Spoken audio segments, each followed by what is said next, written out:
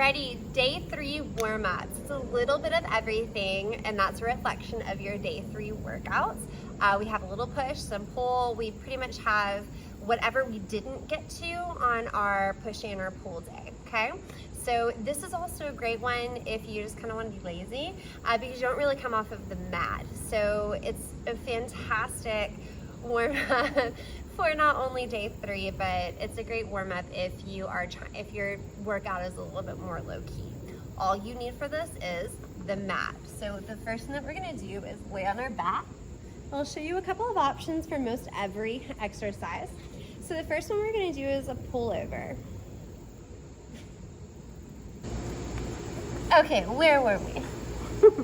On our backs. You wanna tuck the base of your rib cage to the ground. Flatten your low back on the mat. It stays here the whole time.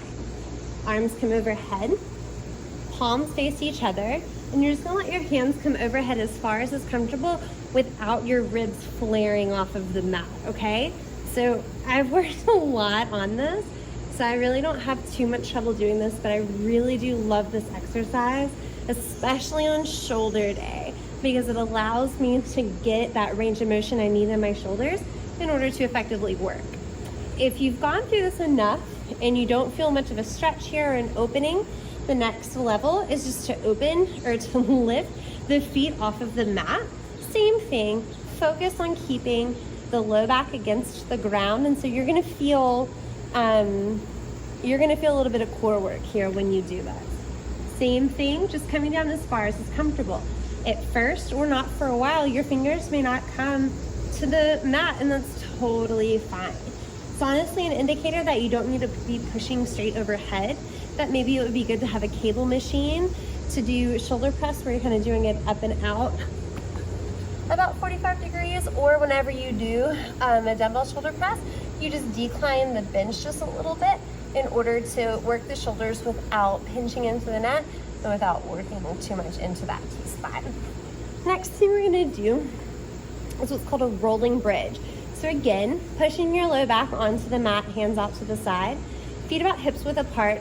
You're gonna start with your glutes, activate your glutes to help lift your hips off of the mat. We often just use the low back and the glutes disengage and we come much higher than we need to, and we wind up bending and crunching into that low back. So just make sure that we're flattening the back, activating the glutes, lifting up. From here, we're gonna roll down one vertebrae at a time. And then activating those glutes, coming straight back up, and you're just rolling down one vertebrae at a time. What this is doing is it's gently opening your spine, and it's flossing your nerves. So if you have any pinched nerves, it's gonna help relieve some of that. All right, so about 15 is really good for this one. The next thing that we're gonna do, I can't remember, so hold on. Oh.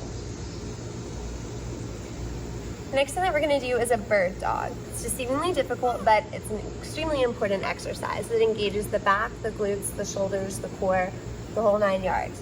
So hands and knees, tabletop position. Whenever you start to lift your leg, the tendency is to want to lift up to the sky, and again, you're pinching into your low back. So the entire time here, it feels like you're doing this, but just think about pulling in the base of the rib cage, and all it's gonna do is keep that back nice and flat. Press through the right heel straight behind you. My back is flat and my heel is in line with my hip. It's not far up here, it's just straight back. My left hand will extend. Bring it down and then we switch. So pressing the left heel straight back, right arm extends, my gaze is straight down to the mat, okay? If this is a little bit too much for you, as far as the mental aspect, the mental work it takes with the opposite hands or whatever, you can do the same side. So you can do just the right leg, left arm, bringing it in, and then you can do the right leg again. So you can do 8 to 10 repetitions on one side before switching and doing it on the other side. And just like in our first warm-up of the week, the last one that I choose for this workout is, or for this warm-up for this workout is your yoga push-up. So you can do it incline on a bench or a countertop, or you can do it on the mat. totally up to you what your comfort level is. And just to remind you, you've got your push-up, and then your hips are rising to the sky, your heart is open, your head is relaxed. You're coming back down into your push-up, and hips lift. Again, it's opening the shoulders, it's opening the back of the hips.